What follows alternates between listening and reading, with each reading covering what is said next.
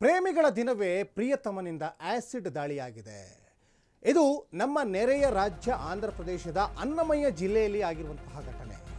ಅನ್ನಮಯ್ಯ ಜಿಲ್ಲೆಯ ಗಣೇಶ್ ಎಂಬಾತನಿಂದ ಕೃತ್ಯ ಆಗಿದೆ. ಗಣೇಶ್ ಮತ್ತು ಆ ಯುವತಿ ನಡುವೆ ಆಗಾಗ ಜಗಳ ಆಗ್ತಾ ಇತ್ತು.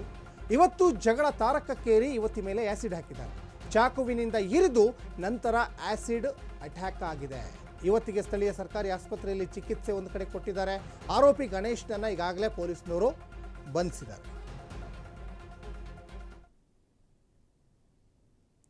ದೃಶ್ಯಾವಳಿಯಲ್ಲಿ ಗಮನಿಸ್ತಾ ಇದ್ದೀರಾ, ಇದು ಆಂಧ್ರ ಪ್ರದೇಶದ ಅನ್ನಮಯ್ಯ ಸರ್ಕಾರಿ ಆಸ್ಪತ್ರೆಯಲ್ಲಿ ದಾಳಿಗೊಳಗಾದಂತಹ ಯುವತಿಗೆ ಟ್ರೀಟ್ಮೆಂಟ್ ಒಂದು ಕಡೆ ಕೊಡ್ತಾ ಇದ್ದಾರೆ. ಮತ್ತು ಆ ದಾಳಿ ಮಾಡಿದ ಆರೋಪಿ ಏನಿದ್ದಾನಲ್ಲ ಆತನನ್ನು ಈಗಾಗಲೇ ಪೊಲೀಸ್ನವರು ಅರೆಸ್ಟ್ ಮಾಡಿದ್ದಾರೆ.